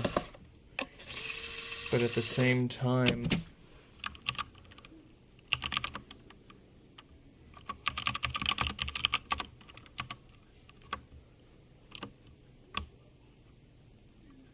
yeah, at the same time you can get one off eBay right now, sealed and new in the box for $30. That's 26, 25. You can go even way cheaper for used ones. Get a click, then the audio cuts out, but still responds to voice, but no audio until you powered it off and on again. That does not sound like a fun or trivial issue to diagnose and fix, much less for less than you could buy a new one. As much as I hate to, be the potential point of something ending up being landfill or fixed, we gotta be wise with our time, too. Stares at the mountain of HomePods waiting to get thrown up on the screen.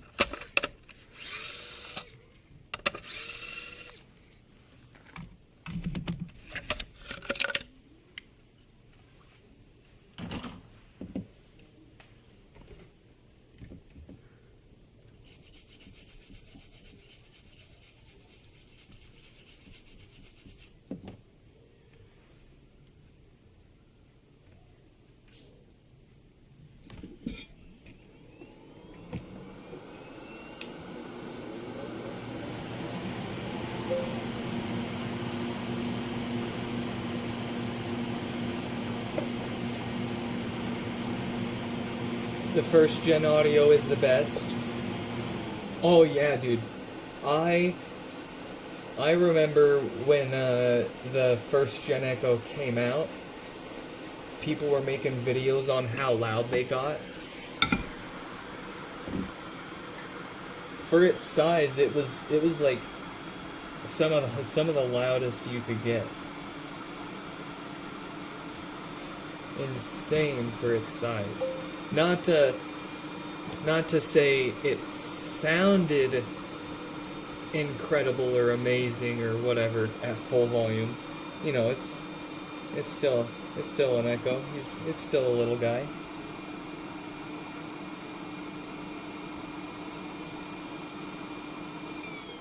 But man, did they kick out some volume.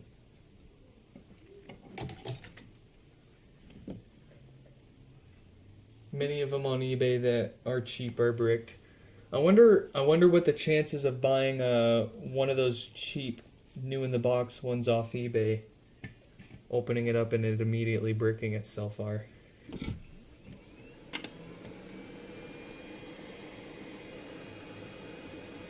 And there's no you can't just plug in a micro USB port into it and reflash the software. Or are these hardware bricked? Is there a hardware issue bricking them?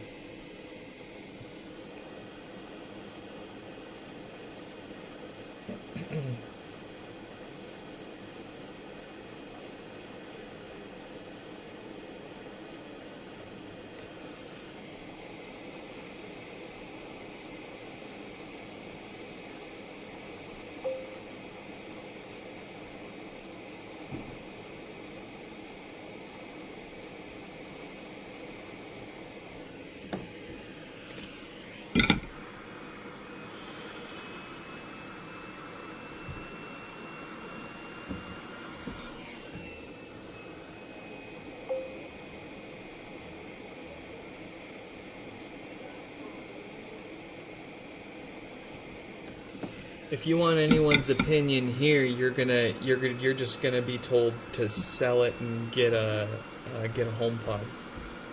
But those are two fairly different products for the most part, aimed at two. Hello? It took you that long to get that much? No, I've been hanging out with her. We ate some corn dogs and mac and cheese. So small comb? I'm on my last one. Here, come back in here. You want to come with me to get my comb, Chubblies? I need the comb and the stable brush.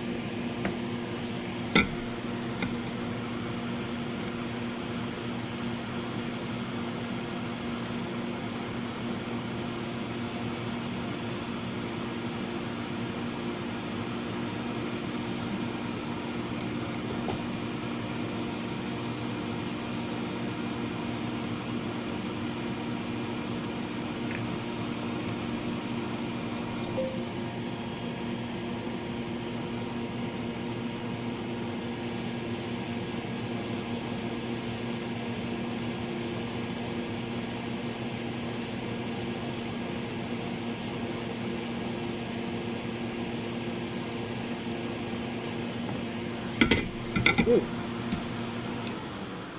You're in the UK, so ooh yeah. Not as many options, and those options are more expensive.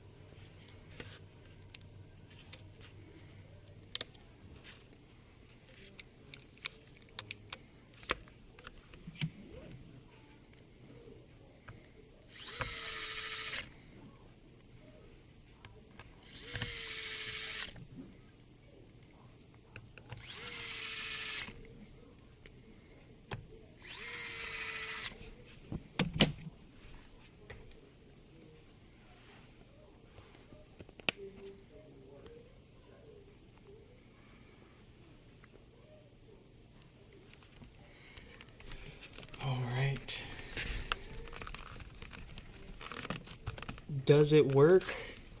Let's find out. After I thank our Patreon members there, Mayushi, Kurt, Danny, Stefan, Yonut, Kiara, Paul, Aiden, thank you all for chipping in and chucking a few bucks our way every month. I turn around and give them a few private streams. Before we do the public repair stream, we unbox what showed up and is waiting to get fixed here in front of you. They get to see how people packed their stuff, for better or worse. They're going to get early access, in some cases exclusive access, to some of the video content we're going to be making here for the channel soon. We're almost done moving. So once we're done with that, we will have time and tools reclaimed, and we'll start making some cool stuff here aside from the daily fixins.